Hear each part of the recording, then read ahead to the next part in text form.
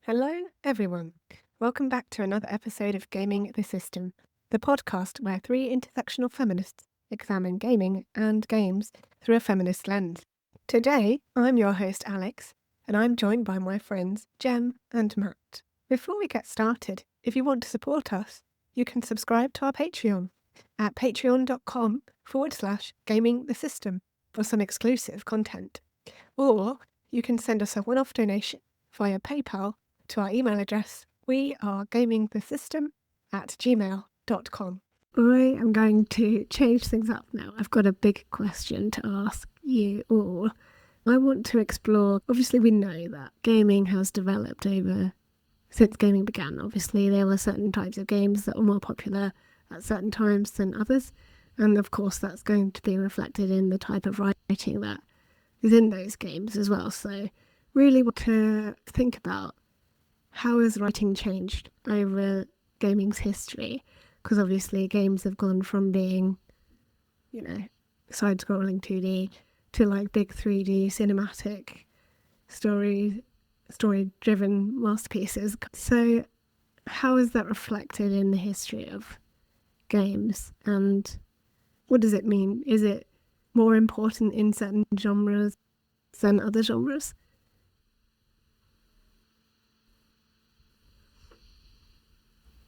I think. I think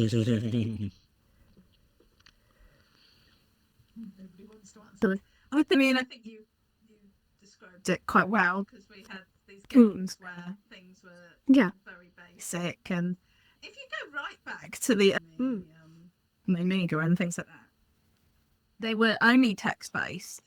So there was actually quite a lot of writing going on there. That's very true. They were basically choose your own adventures, weren't they? And then we had the rise of the arcade games, and I think story-based games almost died a death. And it feels that in sort of the last decade, we've seen a gradual increase of the story-based games. And I think probably along with the increase of actors willing to voice characters, we've seen these big production concepts but I think it's interesting, as I think we've seen this sort of ebb and flow of writing in games, and obviously then we've got these sort of more immersive games. We've already mentioned The Witcher, and things like Disco Elysium as well, which is just such an excellently written. I mean, it's depressing but that's extremely well written and very quirky and distinct in its approach. So yeah, I think we have definitely seen changes, and I think you're right. I think it reflects what the audience. Well, obviously it reflects what the audience wants, but perhaps it does reflect something about what society wants deep and meaningful.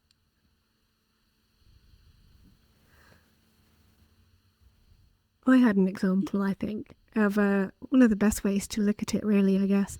I'm going to start talking about it again, you can probably guess, is Tomb Raider, obviously, because you've got the classic era, you've got the middle era, and then the more modern trilogy now. And the differences with the writing in those is quite interesting to think about, because obviously the protagonist, Lara, is the same character, but she's very different for each of those iterations. And I always like to think about that as an example, because classic Lara is totally different in terms of the characters themselves. Like, obviously, they were trying to portray Lara as someone who was very capable and competent and intelligent and strong. And those things will come across in each of the iterations. But I think from the middle, or maybe from, I guess, Angel of Darkness onwards, I think they wanted to give Lara more depth and more background and explored her family, and there were these wider questions asked about how did she get to be like this? What happened? What was her past like? And exploring that kind of thing through the games has been interesting because there's several interpretations of Lara's parents. Lara's parents have always been a plot point, even if it was very small in the classic games. But yeah, I always find that quite an interesting one to think about. Lara Croft is a great example, actually, and there's something I would really like to see a study done. I'm sure somebody's done one of how her writing has changed over time, because of course she has been around for such a long time. She's been present when we've gone through quite a lot of social changes in attitudes to women, and also to class as well, because of course she's, At the club. a very wealthy family, and as well to the idea of plundering. Yes, that's very true. Yeah. So I think it would be really fascinating to actually analyse how has Lara Croft changed from a writing perspective, rather than we always just talk about what's happened to her boobs. Yeah. It'd be nice to think about what's happened to, how she speaks, the words she uses, the way that her story is told. Be fascinating. Yeah, no, I equate it a little bit to the same thing happened to James Bond, right? In that you've got those different eras of James Bond, and you have 60s James Bond who behaves and is a certain way. You then have 80s Bond, you have 90s Bond, and then you have obviously 2000s Bond, right? So similar way to that is Lara Croft a kind of, and the thing that is interesting about the James Bond, I know Alex, me and you have spoken about this a little bit, is that James Bond is always the constant in that story. He doesn't change. He doesn't do anything differently. He is always the same. And it's the kind of the world around him that kind of changes and develops. And it's interesting that they, in the later James Bond films, almost try and do something similar to what we saw with Lara Croft, right? And there's so you do people who are watching the James Bond film want to know more about him, want to know about the man, want to know about the kind of what makes him tick, or are they just interested in watching him run really fast and shoot people? And it's interesting because you're playing into what do your audience want when you're faced with that. Yeah, it's super interesting.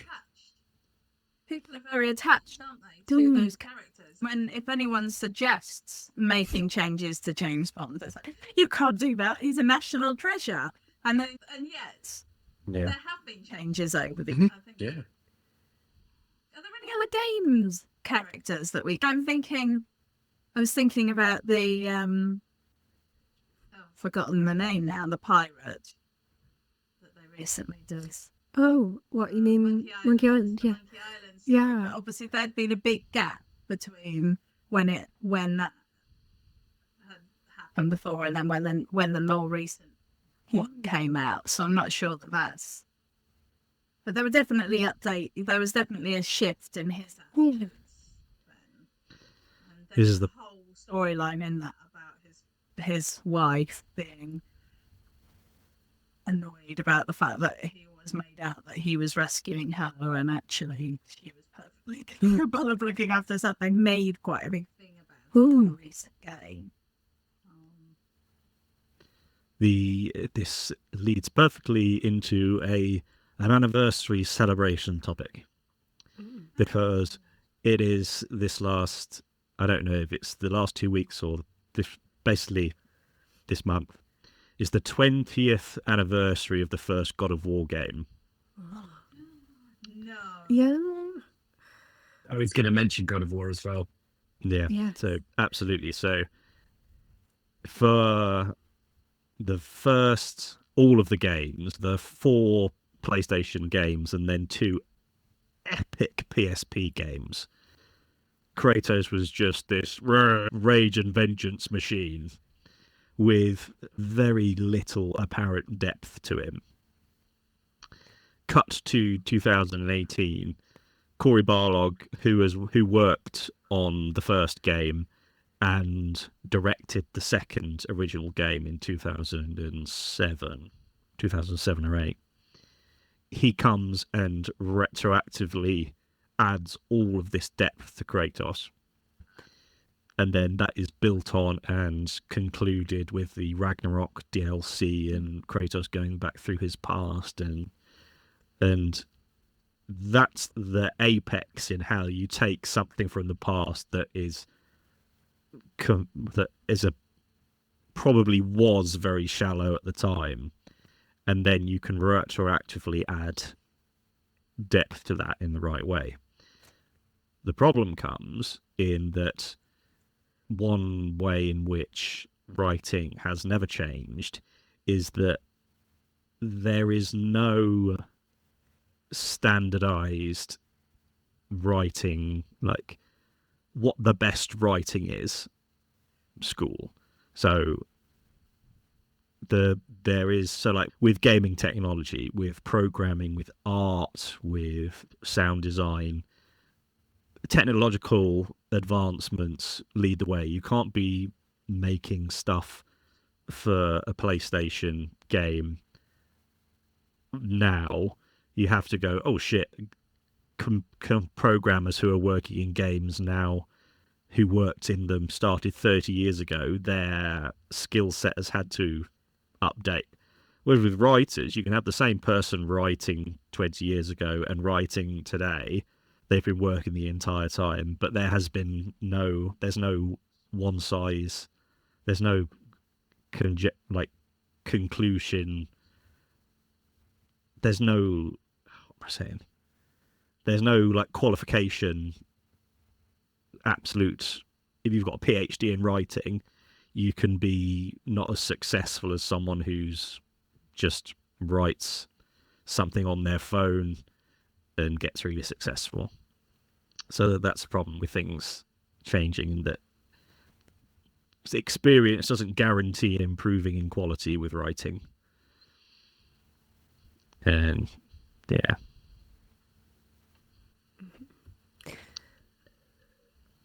So how do we avoid things like, when we think about bad writing, oftentimes there are things that come up in video games a bit more. I don't know whether it's like the last 5-10 years, but I feel like quippiness is a really common occurrence within characters in films, games, TV.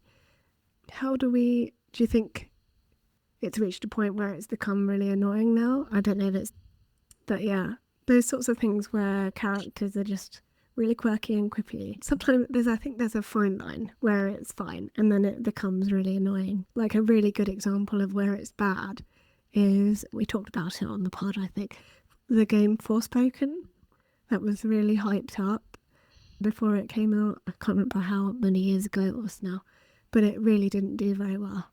And the character was overly quippy and just really angsty and annoyed about everything that she had to do in the game. So every quest she was like, well, why do I have to do it? And was really quippy to the robot hand that she had. That was basically like Jarvis' voice. I don't know what was going on there. Maybe it was too heavily leaning into Marvel-esque. But yeah, in terms of that, and then also we've talked a lot about tropes in writing and stereotypical characters and complexes within characters. I've definitely talked a lot about the more modern Lara having a hero complex and how does that change the way we feel about her as a character. So are those things good to have? How far do we need to have them? Like, how much do we need to have them? And is there a point at which, like, games are overly saturated with bad examples of writing, if that makes sense? I'm sick of this, as you probably tell, even more inflamed by irritation, because I can probably boil it down to a fantastic quote from God of War Ragnarok, which is one of Ratatoska's, his perfection element, which is his perfection or one of the other ones. And he just says, fewer words, greater impact. And that's something that should be branded onto every writer, especially writers who end up doing this kind of thing. And then I've just put it under the banner of millennial bullshit language. Yeah. So my biggest thing is yeah, no, and no, yeah, that kind of thing, and saying like too much. And so then I was like this, and then they were like this. You can, and then again, I come from, I am not the arbiter of what good writing is, so this is just all opinion and stuff. And the fucking, I'm so annoyed that I've lost my track of myself. Someone else jump in. Do you know, I've forgotten what I was going to say. I think it's spreading that. It was terrible. I think that there is, and what I don't necessarily.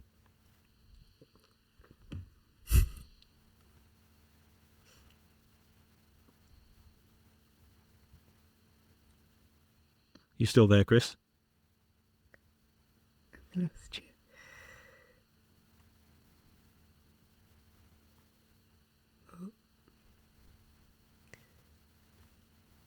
I'll see. Time to come back. Yeah. I remembered what I was going to say. Things to go, and that's where I feel like if something is popular, and Chris, we lost you. We did. Oh, We sorry. lost you for a chunk of time. Again Yeah. from the beginning. I apologize for my technology this afternoon. It's very embarrassing. So good. So one of the things that I don't particularly like to see is if something is particularly popular. And Alex, you brought up the Marvel films as an example, so I'll use those. There's a style of writing that they fell into a little bit of a rhythm with in those films, where everything that tonally, and there's a kind of a wit and a kind of a clap back and a slightly comedic tone that they found. And I find that kind of drifted into a couple of games I played over the last sort of decade or so, and just because something worked in kind of one big franchise in that way, that does that mean that it can now be used in every single sort of science fiction / fantasy / video game? So I think that's something to that I see that kind of winds me up a little bit. Is that kind of overuse or reuse, I guess, of a particular thing that has been successful in another medium. Usually Hollywood films, but sometimes not. Sometimes even other video games, right? If some kind of some trope or some sort of witticism was successful in some way, not necessarily in dialogue, but sometimes that tends to be how it manifests. Yeah, that witty cadence thing is so grating. And that is an area where I think the executives are to blame, because they're going, we want this to work on TikTok. Yeah. We want a 3-sentence thing between two characters going, ho ho ho ho, ha ha ha ha ha ha, and do that over and over again. And then writers will just go, okay, we'll just do the cadence, and then that'll be it. And that is one thing that I do think Baldur's Gate is guilty of. And, Do you think? And I do think so. And I love it, don't get me wrong, but it is guilty of that. It is guilty of writing to that. And Netflix does it now. You're writing so that your shows or your things can be clipped and used on social media, right? And so you can, all of Asterian's lines are basically like, you can clip them up and chop them up and use them in various contexts. It's almost like they wrote him with this idea that he was going to be a meme even before. But I don't know if maybe I'm taking that a little bit too far, but I'm probably not wrong. Well, I can see it. I can see it in certain parts, like when you're walking around and maybe Shadowheart and Asterion have a little bit of back and forth. That's where I can see it, definitely. I want to ask a question I was thinking about while we were talking. Does Uncharted fall into that category, or is it before this all started? Nathan Drake's one of the biggest, most popular gaming characters ever. But he is the blandest, saying absolutely nothing bland thing ever. And I can't remember anything he said. Except for Croft. I just remember, yeah, and they're just words that don't matter. But the gameplay is good enough, and it looks good enough, which is quite. I think, do people go into Uncharted for the writing, or do they go into it for the set piece action? Yeah. I'd argue it was probably the latter. But I did enjoy the story. Don't get me wrong. Yeah, and it comes to the... It's so strange that this is the same studio that made The Last of Us then. Because it goes, right, you know what they're capable of in terms of writing. But then that's a place where a writer can go, we don't need this to be massively deep. It just be a swashbuckling adventure. I think that's the nail on the head right there, is I think that you definitely have writers who work for these studios who are more than capable of writing to genre, to type, to what they are given in terms of a brief. And if you're sat on the writing table and someone says, here's what we're doing, we're writing Uncharted, these are the parameters to which your main character must adhere, off you go. And you can, as a writer, I guess, internally be like, I do not want to do this. This is beneath me. I guess you can take your paycheck and suck it up. And I think that there's almost a kind of duality, I guess, if you're a working writer to that, you're always going to have to, and I use the example of if you're a staff writer at the BBC and you're writing episodes of EastEnders, you're churning those things out. You've got deadlines to hit, and every single conceivable story has already been told at the East End of London, I'm sure. So, like, you have to almost rehash things, move things around, kind of. And I'm sprawling a little bit with this. I think that's the point I'm making, is that if you're a writer and you're being paid to write, sometimes you're just going to have to suck up and write to a type. That thing of, it's the safest paycheck I think it's possible to earn, because you literally just have to do, for most like jobbing writers in these kinds of jobs, you just need to hit the word count. Because the hardest kind of writing is comedy, because you need to force the audience to laugh. With every other kind of writing, you don't need to force the audience to do anything. You just need to have words. And as long as you're putting words there, then you're going to keep on getting paid. And then if you're getting paid, then why rock the boat? I just thought I'd double check. I was going to look up. Has everyone seen the trailer or heard about Naughty Dog's next project after The Last of Us? Oh yeah, is it intergalactic? I can tell you too many. It's wordy. Yeah, there's a heretic prophet in there somewhere. Heretic prophet. Intergalactic heretic prophet. Yeah, it's 4 words mushed together. But yeah, I'll be really interested to see what direction that goes in terms of writing, for sure. Because obviously you've got Uncharted, and that's very Uncharted-y. And then The Last of Us, and some of the best writing in gaming, I think, in terms of, just the emotion of the whole thing. But yeah, I wasn't sure what to make of it when I saw the trailer. It's very product placement heavy. I don't know if they're doing a thing. I don't know if they're doing like a kind of satirical kind of comment on late stage capitalism, or it's just dumb and they've been paid lots of money to have product placement. I just don't know which one it is, and I really hope it's the former. But yeah, you'd hope so from a studio like Naughty Dog. But then equally, the latter is also very possible. But they've fully sold out. I don't know. We shall see. But it was also very 80s as well. It's giving lots of 80s vibes. I wonder if Neil Druckmann's going to... Yeah. Let's just say I wonder if Neil Druckmann's going to be directing it, since that he's doing the Last of Us TV show now. I can't remember if the director was named. We shall have to wait. It'll probably be at least a couple of years away, I should think, but we'll pen that down as a future episode, for sure. I think... And considering my rant just now about Marvel films, if there is any hint that it's got the same kind of dialogue structure as Guardians of the Galaxy, and it's all kind of tongue-in-cheek and witty and all that kind of stuff, I will be cross. Yes, there is definitely a danger of that. I think you can't really tell anything from a first. Things can change, can't they? But let's hope it's not. But yeah, so I'm going to wrap up the episode, I think. So we'll have to come back, because there's definitely more questions to ask that I haven't asked yet. But I want to know, I'll leave you with this question, I think. Can you have a good game, or any game really, without any writing in it at all?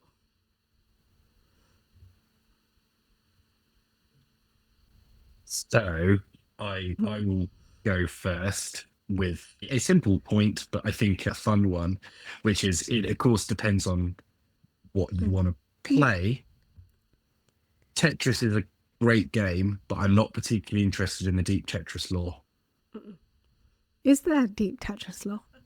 There is apparently. Apparently. Oh, I shall let you know. I have heard tell, but there might be. But yeah, I think it does depend on the type of game. Definitely.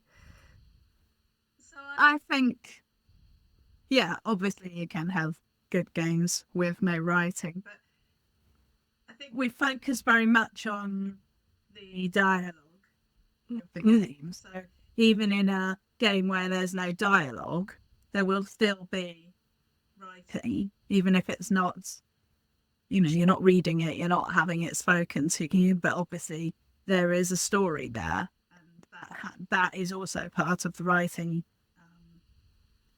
experience. So I think that, yeah, we're talking about very simple games if you're taking out the writing. But I think games without dialogue, you can have some very good games without dialogue.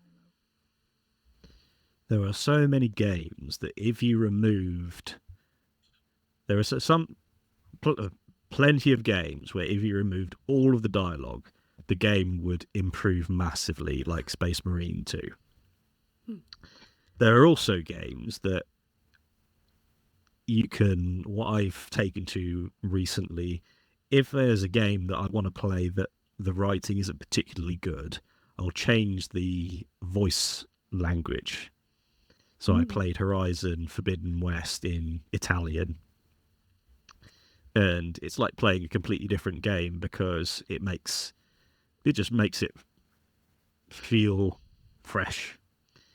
But if you removed all the dialogue from God of War, you'd be able to work out what was going on from the gameplay and the acting. And that's the biggest thing, I think. Is the gameplay good enough to stand on its own without any writing and without any dialogue? And if that's true, then you've made a great game. And then writing can only enhance that. And yeah. And the thing that I remember that I wanted to say earlier about how bad things about modern day writing. This is I'll sound like a 15th century gentleman going, Shakespeare is the best at writing dialogue in history to me. There's Shakespeare and then there's George R.R. Martin. Those are my two biggest inspirations in terms of dialogue. And I just wish more people would write like Shakespeare. I think that's the perfect place to start because it's prose and it's poetry, and no one understands the human condition better than him. And if you made the Space Marines talk like Shakespeare, that'd be something. I'm sure there's a game that's based... It's got Shakespearean type dialogue. I can't remember if I'm imagining it, but I'm sure there's a murder mystery of some kind that you have to solve that's got either that or it's medieval. I can't remember. But there must be a game out there with some Shakespearean inspiration. Perhaps we'll find it for the next episode, Matt. I hope I might have to cut this out so that no one steals it. But I've got an idea for a Shakespeare game called All the World's a Game. Oh, cool. Where you can play your way through certain Shakespeare plays. So don't tell anyone about that. But hopefully that will... I will be very interested, Matt, if you have read any of the 40k novels, because the Warhammer ones. Obviously, yes, yeah, not for now, but one day I must pick your brains about those, because I could talk for ages about the quality of the writing and how you write characters to Warhammer 40k individuals. Absolutely, yeah. So I've recently... Have you heard of Lutin, the YouTube channel? Yes, yeah. Yeah, so I have listened to so much of that. Was my gateway into the 40k universe. I've never played it. I'd hope to at some point. And then recently I've listened to the first 4 audiobooks of the Horus Heresy books. And they make the Space Marines so interesting through the way they talk. It's this very Spartan dialogue, very like Kratos. And how you can have these, what are shown in the Space Marine games, these sort of these meathead, oh, kill the alien Xenos over there, and then that's as deep as they are. Whereas in the books and in the lore, they are fascinating, unique individuals. Mm-hmm. And it can be as stupid as orcs fighting against bugs. Then go, yeah, that's cool. But then I think the Warhammer 40k universe is quite a transcendent example of writing, when you think it's all based around like little figurines on a board. They really went hard for it. There we go.